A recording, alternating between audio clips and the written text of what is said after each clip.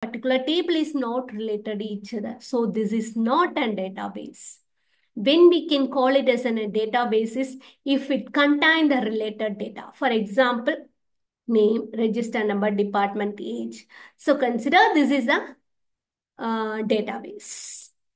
So changes also, whatever the changes we are doing must be reflected in our database.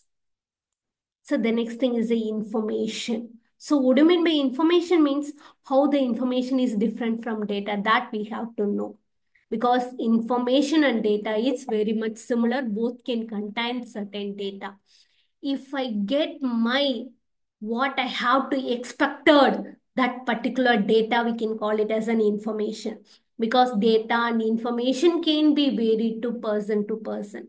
For example, if I need the data, if I need the video of database management system, so database management system video is the information to me, remaining everything, whatever the data contained in my YouTube server, everything, it can be called it as a data. So only I can say data and information can be varied from person to person. So next thing is, so definitely what do you mean by database management system means definitely we need certain tool to manage this data. For that only we are going for a database management system. How you are going to store this data? Simply I can write it in the board or a diary, or I can use computer to record, or I can use the programming language, or I can use the client server architecture to store my data. So in this thing, I have to do my data. So which one is a database? Which one is a database management system is if user is directly connected to my database. That can be called it as a database. If I have used certain management technique, through that user can access the database, that can be called it as a database system. In both the cases, we have to consider the true properties.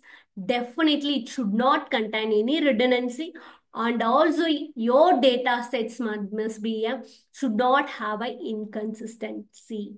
What do you mean by inconsistency means if I do certain changes in my database, definitely it must be updated. So that can be called it as a consistent state. It should not have an inconsistency.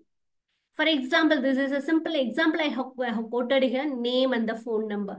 This is a recorder. Somewhere I am using a table to record my data.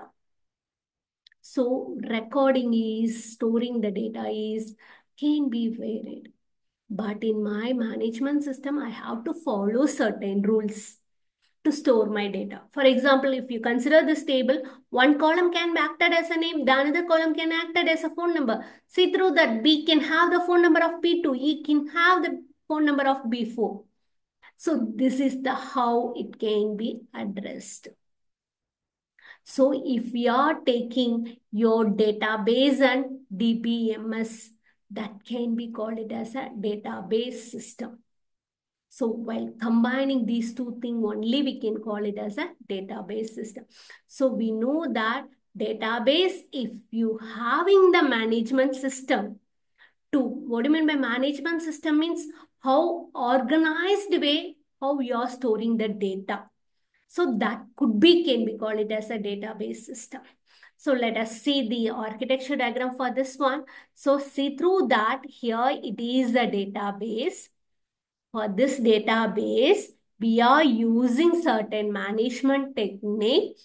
Through some application interface, it is accessed by the user. So this concept only we can call it as a database system. Because your data is managed. Managed means we are following certain order or way of storing the data, how we are storing that particular data. For that only using the management system. So it could be accessed by application programming interface through any one of the interface. If the user is accessing this particular concept only, we can call it as a database system. Next thing is, this is a simple example. Usually, how we can retrieve the data? Because my data is stored over here. Is it clear? So how we can retrieve the data? Normally, your database can be classified into three types. One is a SQL, structured query language. The next one is a NoSQL. Another one is a new SQL. New SQL is a combination of SQL and NoSQL can be combined together only. We are developing the SQL. So this in-depth detail, we're going to see it in my upcoming videos. So in this case, I'm having a database. I'm following certain management technique. So in this, by using an SQL query, if I can access my database for my ERP application, web application, dynamic website, or any software application to the user, that can be called it as a database system, because your particular data can be used only for this type of an application. So how this application can accessing this data means by using the SQL query, by using a management technique, it will access the data. It is a vice versa. So how we are saying this thing is this one. So these are the major DBMS components are available over here. So that is a structured query language, database management system, and organized of collection of irrelated data. So this is a thing. So if you want to follow this thing, definitely you are having a nice book is a database concept. That is a Abraham Gilbert Scratch. It will cover the entire unit, or you can follow the Ramesh El-Masri. El-Masri also having the full in-depth detail about this particular concept. Thank you for watching my video.